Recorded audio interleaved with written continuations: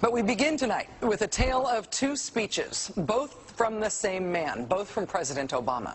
One speech that could have been billed as a ballad to the Constitution, a proclamation of American values, a repudiation of the lawless behavior of the last presidential administration, and another speech announcing a radical new claim of presidential power that is not afforded by the Constitution and that has never been attempted in American history, even by George W. Bush and Dick Cheney. Remarkably, President Obama today made both of those speeches simultaneously.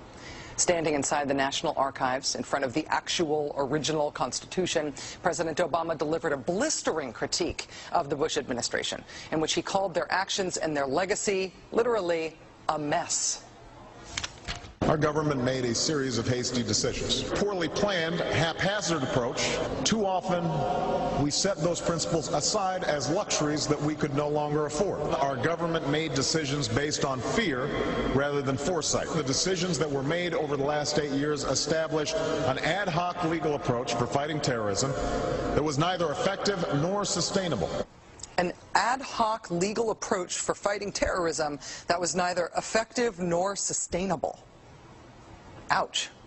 Then, moments later, he announced his own ad hoc legal approach for fighting terrorism.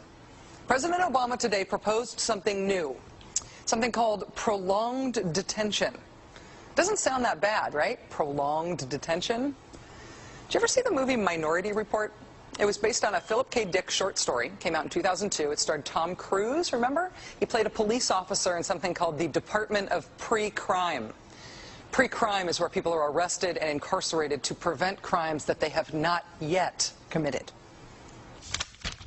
Mr. Marks, by mandate of the District of Columbia Pre-Crime Division, I'm placing you under arrest for the future murder of Sarah Marks and Donald Dubinos. Take place today, April 22nd, at 0800 hours, 4 minutes. No, I didn't do anything. You didn't do anything, but you're gonna. Future murder. Creepy, right? Putting somebody in jail not for what they've done, but for what you're very sure they're going to do? There may be a number of people who cannot be prosecuted for past crimes. In some cases because evidence may be tainted, but who nonetheless pose a threat to the security of the United States. We're not prosecuting them for past crimes, but we need to keep them in prison because of our expectation of their future crimes. Al-Qaeda terrorists and their affiliates are at war with the United States, and those that we capture, like other prisoners of war, must be prevented from attacking us again. Prevented. We will incarcerate people preventively. Preventive incarceration. Indefinite detention without trial. That's what this is. That's what President Obama proposed today, if you strip away the euphemisms. One civil liberties advocate told the New York Times today, quote, "We've known this was on the horizon for many years, but we were able to hold it off with George Bush. The idea that we might find ourselves fighting with the Obama administration over these powers is really stunning." And it is stunning, particularly to hear President Obama claim the power to keep people in prison indefinitely with no charges against them, no conviction, no sentence, just imprisonment. It's particularly stunning to hear him make that claim in the middle of a speech that was all about the rule of law. But we must do so with an abiding confidence in the rule of law. Our government was defending positions that undermine the rule of law to ensure that they are in line with the rule of law. How can a president speak the kind of poetry that President Obama does about the rule of law and call for the power to indefinitely, preventively imprison people because they might commit crimes in the future? How can those two things coexist in the same man, even in the same speech? Well, that brings us to the self-consciously awkward, embarrassing part of this speech today. After condemning the Bush administration for what he called their ad hoc legal strategy, for trying to make things seem legal that patently weren't, this is what President Obama proposed. My administration has begun to reshape the standards that apply to ensure that they are in line with the rule of law. We must have clear, defensible, and lawful standards for those who fall into this category. We must have a thorough process of periodic review so that any prolonged detention is carefully evaluated and justified.